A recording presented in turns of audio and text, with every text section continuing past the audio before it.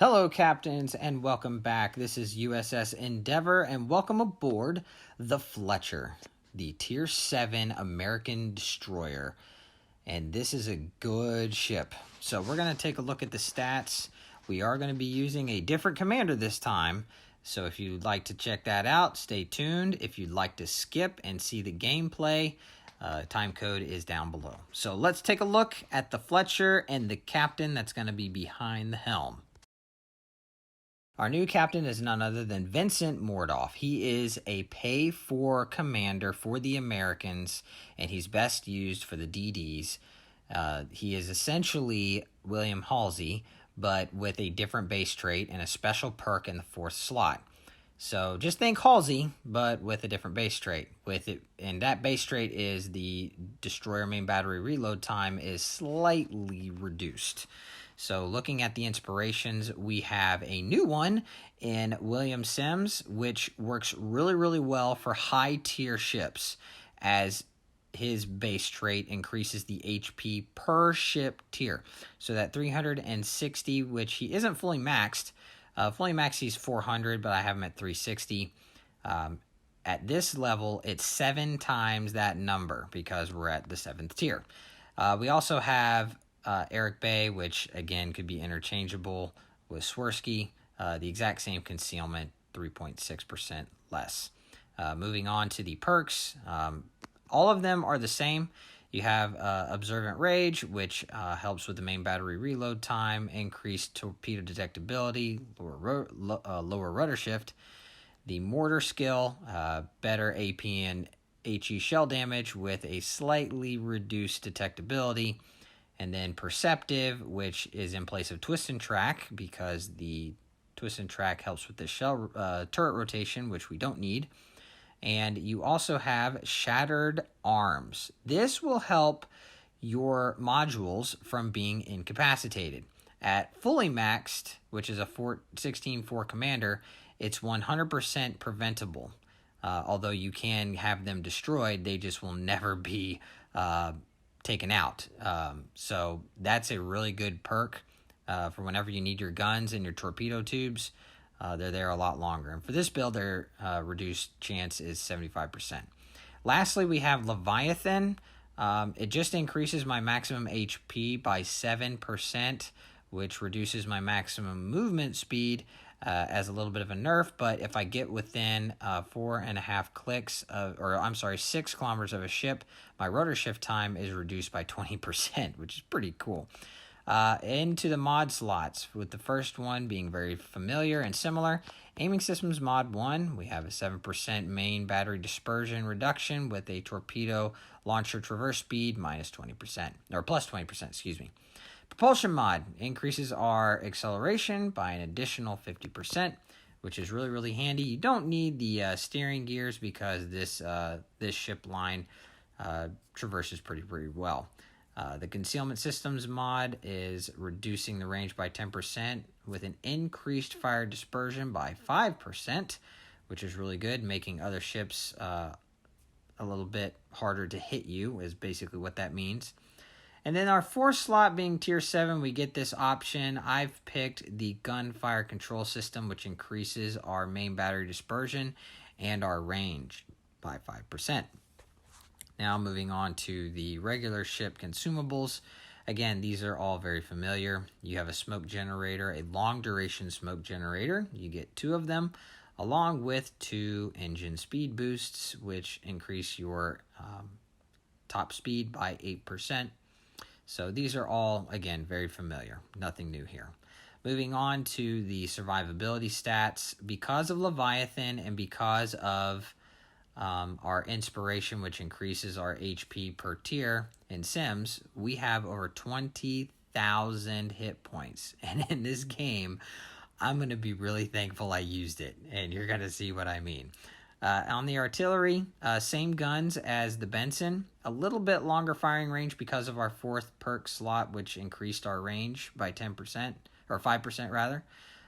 Reload time is down to 2.7 with a 5.3 180-degree turn time. We do miss out a little bit on the HE and AP shell damage because we aren't speccing into that as much, but they're still really, really good. Onto the torpedoes, same as the Benson. 2x5 launchers, same distance, same speed. Nothing here has changed at all. We're not facing a carrier in this match, but I wanted to showcase the AA stats. They have gotten better than the Benson slightly. We are now over a 50 rating in the AA defense, and for a destroyer, that's actually pretty good, but we don't face a carrier here, so we don't get to show it off.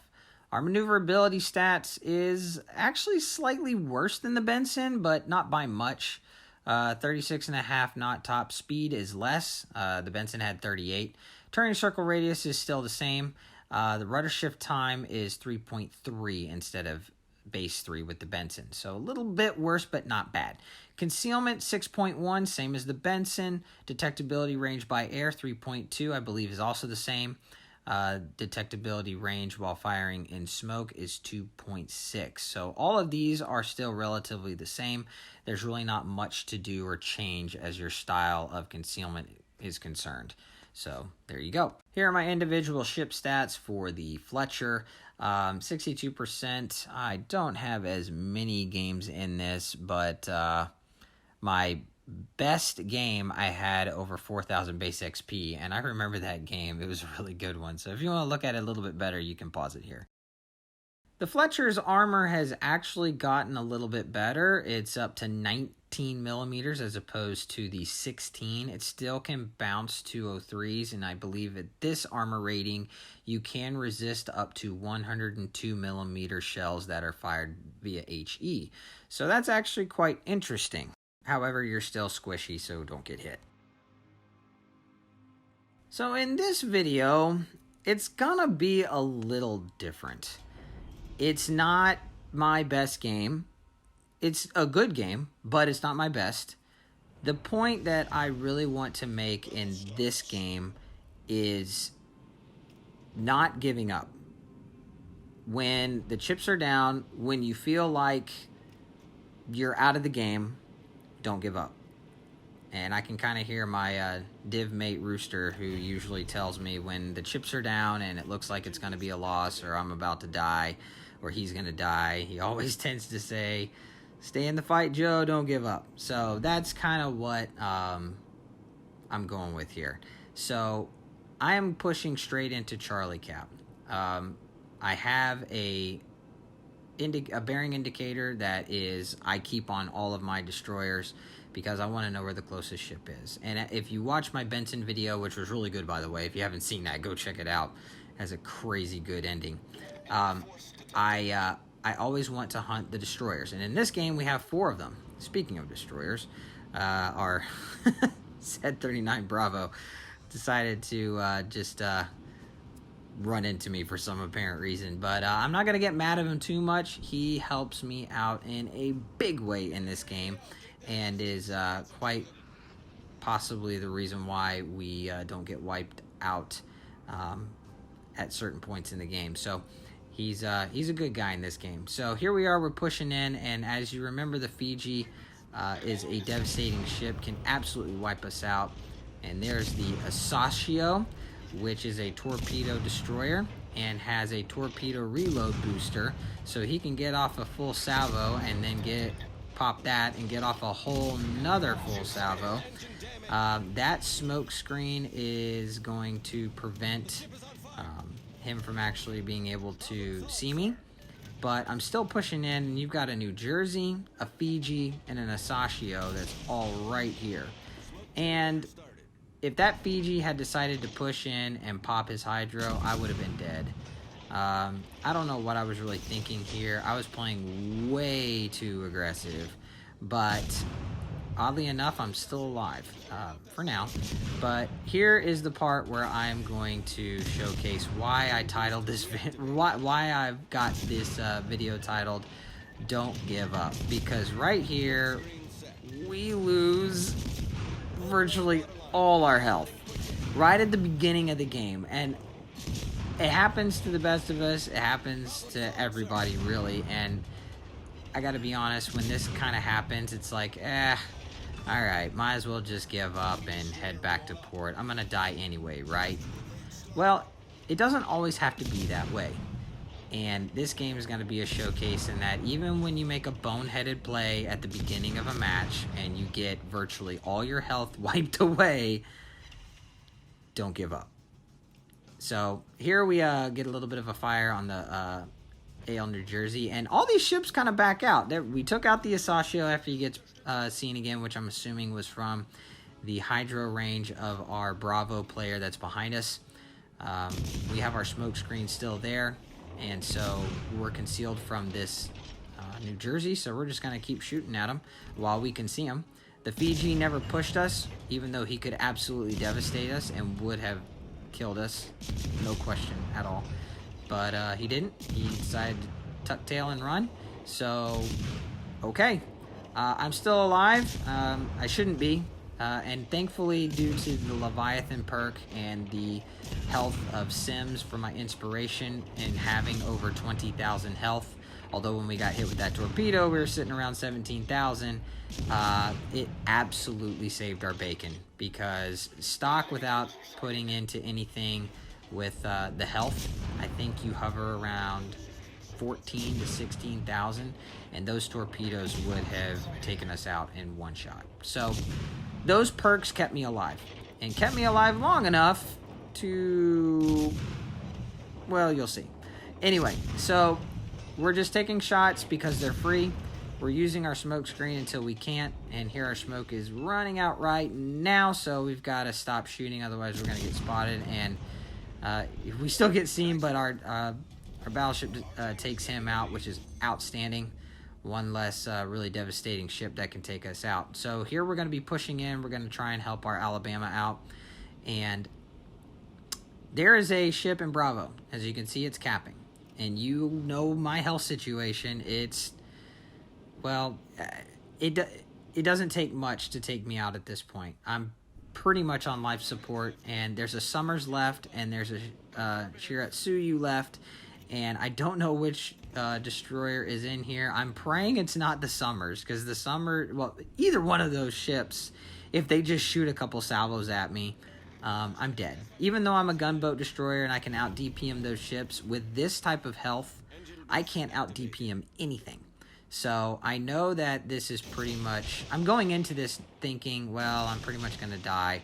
So I'm going to try and get torps down and maybe take out whatever's in here. And here I'm spotted, so I don't even know what it is. And there he pops up, and you can see his health right there. So look at his health compared to mine. And watch. And I'm going to be honest, I should be dead here. This Shiratsuyu has seen me. He knows I'm here. And instead of shooting first at me, he instead decides to shoot torps at me. There he gets a salvo off and almost takes me out. Now I'm down to 600. But I shouldn't have gotten that kill. I shouldn't have won that engagement. And there's the torpedo showcasing that he got those off first before he fired his guns. And I get he's a torpedo boat, but when you see a ship that is that low, shoot them. They're going to die. I should have died. I didn't. I couldn't explain it. I was kind of befuddled when that whole thing happened. I was fully expecting to be back at port at this time, and this game was going to be over. But our ship count is actually tied. 3 of the destroyers on their team are gone. That's the last one right there in the Summers. He's smoked up, so I'm going to shoot at him. I'm not spotted, and until I get spotted, I'm just going to keep shooting. I have my smoke at my disposal. I'm taking Bravo Cap, and here I was thinking, you know what? I didn't think we were going to win this match, but now we actually have a shot. And so as much as I wasn't really taking it very seriously up to this point, because after I took that torp hit, I kind of mentally reserved myself to the fact that I was done. And yet here I am still alive, still being able to sway the battle. Yes, we're down in ships. Yes, we're down in score, but we have the cap advantage. 3 of the ships that I know of are over there. And here our destroyer player, like I said, he comes in, he knows that I'm low health, and he makes the play. He didn't know I had my smoke available, but he makes the sacrifice play to smoke me up, to keep me alive longer, to allow me to do this. So that was a huge play by my teammate.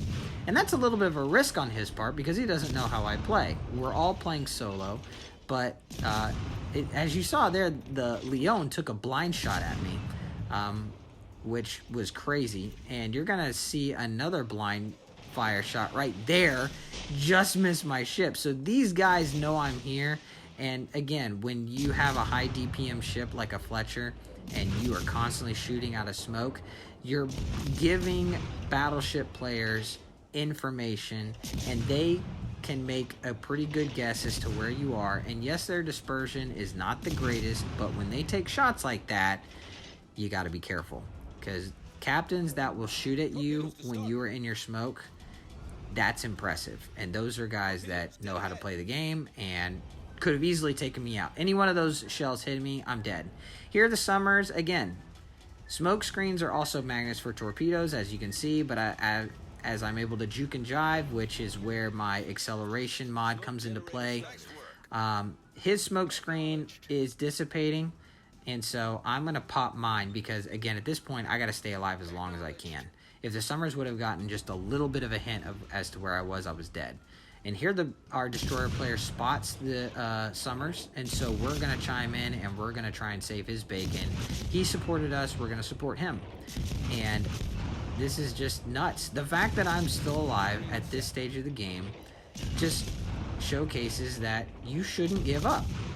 You never know. And there we got our Confederate, and I wasn't expecting to get the kill either, but we took out all 3 destroyers in this game. It's just nuts.